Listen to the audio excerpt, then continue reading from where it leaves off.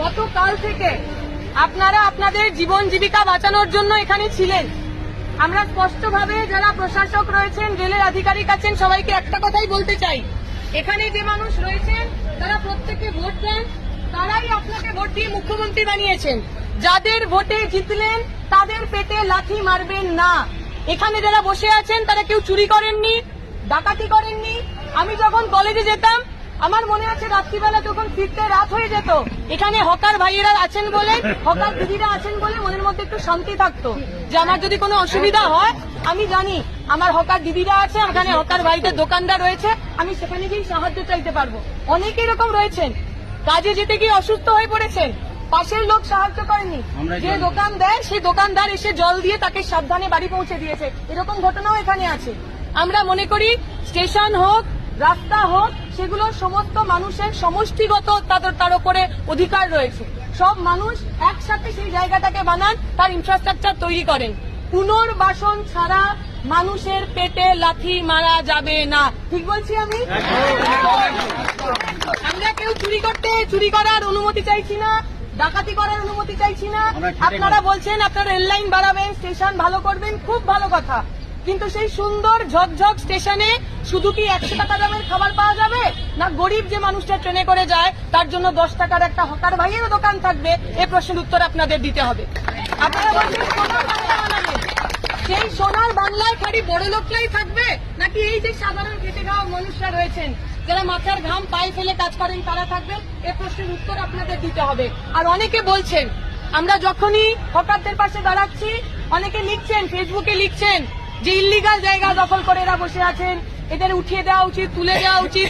আমরা তাদেরকে বলবো যেদিন আপনার চাকরিটা চলে যাবে, যেদিন আপনার কাজের জায়গাটা চলে যাবে, সেদিনকে আপনি আমাদের সঙ্গে এই মিছিলে এসেই দাঁড়াবেন। আমরা আপনার হয়ে কথা বলবো। যে মানুষের খাবার চলে যায়, এই বাড়িতে এরকম অনেকজন মানুষ রয়েছেন যার হয়তো বাড়ির ছেলেটা মেয়েটা স্কুল কলেজে পড়ে, সামনে হয়তো বিয়ে, এরকম অনেক মানুষ রয়েছেন যারা হয়তো অসুস্থ মা বাবা বাড়িতে রয়েছে। আমি সরকারকে বলবো নিয়ম নীতি সবকিছুর আগে মানবিকতা হয়, আগে ভালো মানুষ হোক, তারপর আপনারা সরকার চালাবেন। আমার লম্বা কিছু বলার নেই। এখানে ইউনিয়নের কর্মীরা রয়েছেন, নেতারা রয়েছেন, লাল ঝান্ডার কর্মীরা গতকাল গার্গিরি ছিলেন আপনাদের সঙ্গে। গার্গিরি যেখানে যেখানে দেখেছি আমরা, সেই ছবি সারা রাত দেখেছি। আমরা বিশ্বাস করি আমরা একসঙ্গে থাকবো। রেলের সঙ্গে যে ধরনের নেগোসিয়েশন, যা বার্গেনিং করার, সেই সমস্ত কিছু আমরা করব। আমার খালি আপনাদের কাছে করজোড়ে অনুরোধ, এবং যে যাত্রীরা আমার কথা শুনতে পাচ্ছেন তাদের কাছে আমার করজোড়ে অনুরোধ, আজকে ওনাদের বাড়ি ভাঙচুর হচ্ছে, ওনাদের দোকান ভেঙে চুড়ে দিচ্ছে, আপনাদের মনে হয়তো কোথাও কোথাও কারু কারু আনন্দ লাগতে পারে। আমরা বলছি এই বুলডোজার কিন্তু দোকান অবধি থাকবে না, এই বুলডোজার আপনার বাড়ি অবধিও পৌঁছাবে। তাই যাত্রী বন্ধুদের আমি বলবো, যে হকার ভাইদের কাছ থেকে প্রতিদিন চা খেতেন, যে হকার দিদির কাছ থেকে ফুচকা খেতেন, যে হকারের কাছ থেকে ব্যাগ কিনে নিয়ে গেছেন, ব্যাগ ছিঁড়ে গেছিল, যেতে যেতে নতুন ব্যাগটা যে হকারের কাছ থেকে কিনে নিয়ে গেছেন, তার উপকারকে ভুলবেন না। আগামী দিনে ওদের লড়াই আন্দোলনে আপনারাও পাশে থাকুন, কারণ ওরা ভালো থাকলেই আমরা ভালো থাকবো, ওরা ভালো থাকলেই আপনারা ভালো থাকবে। এর পরবর্তীকালে যা কর্মসূচি কমরেড বলছিলেন এখানে, এর পরবর্তীকালে শুভেন্দু অধিকারীর কাছে ডেপুটেশন দেওয়ার কথা আমরা ভাবছি। মুখ্যমন্ত্রী তিনি যে দলেরই হন না কেন তিনি আমাদের অভিভাবক, তাই তো? তিনি আমাদের সবার মুখ্যমন্ত্রী। আমরা আশা করব মুখ্যমন্ত্রী আমাদের প্রতি সহানুভূতিশীল হবেন।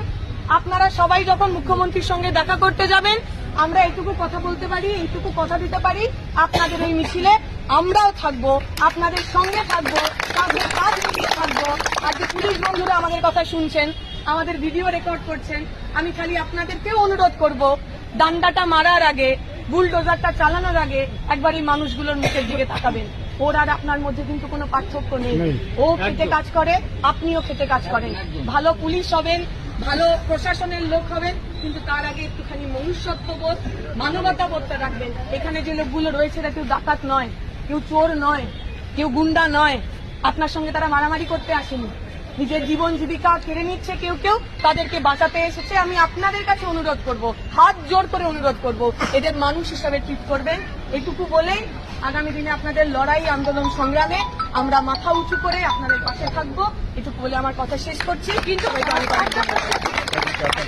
আমাদের যেই লড়াই, আমাদের যেই সংগ্রাম, হকারদের যেই লড়াই, কোনো প্রেস নেই, কিচ্ছু নেই, আছে শুধু আমাদের সোশ্যাল মিডিয়া অ্যাকাউন্ট।